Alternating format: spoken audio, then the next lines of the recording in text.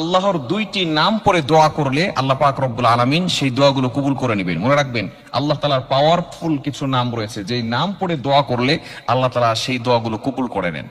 মনে রাখবেন, নবীজি সাল্লাল্লাহু আলাইহি সাল্লাম কিছু আল্লাহ তাআলার গুণবাচক নামের কথা বলেছেন এবং আল্লাহ তাআলা নিজে বলে দিয়েছেন। 9 নম্বর পারার 13 নম্বর পৃষ্ঠার 4 নম্বর লাইন সূরা আরাফের 180 নম্বর আয়াতে আল্লাহ বলছেন, ওয়ালিল্লাহিল আসমাউল হুসনা ফাদউহু বিহা, যে আল্লাহ তাআলার এই গুণবাচক নামগুলো পড়ে যদি কেউ দোয়া করে আল্লাহ তাআলা তার দোয়াগুলো অ্যাকসেপ্ট করে নেন, কবুল করে নেন। সুতরাং আমাদের অনেকের দোয়া কবুল হচ্ছে না, বিভিন্ন ধরনের কথাবার্তা আমরা মানুষের কাছে বলে থাকি। সুতরাং আমরা যদি এরকম ভাবে আল্লাহর কাছে দোয়া করি তাহলে অবশ্যই আল্লাহ তাআলা দোয়াগুলো কবুল করবেন। নবীজি সাল্লাল্লাহু আলাইহি ওয়াসাল্লাম দুইটি নাম স্পেশালিস্ট ভাবে বলে দিয়েছেন।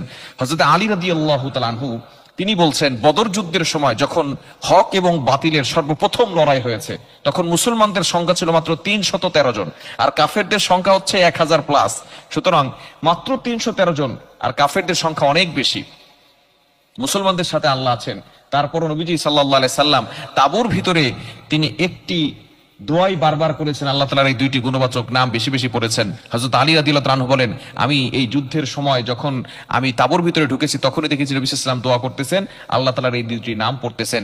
পরবর্তী সময়ে আল্লাহ তাআলা নবী সাল্লাল্লাহু আলাইহি ওয়াসাল্লামের এই দোয়ার বদৌলতেই আল্লাহ তাআলা আমাদেরকে বদরের বিজয় দান করে দিয়েছেন।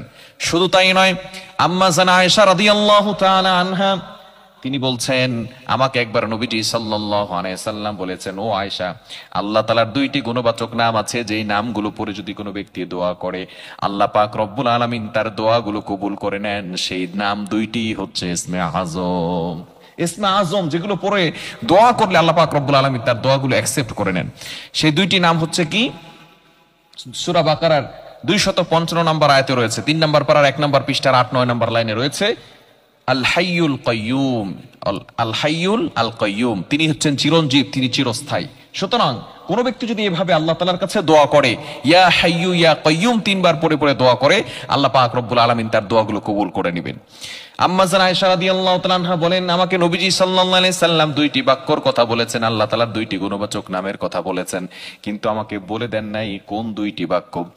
অবশেষে নবীজি সাল্লাল্লাহু আলাইহি সাল্লাম একদিন দোয়া করতেছিলেন আর পড়তেছিলেন, ইয়া হাইয়ু ইয়া কাইয়ুম, ইয়া হাইয়ু ইয়া কাইয়ুম।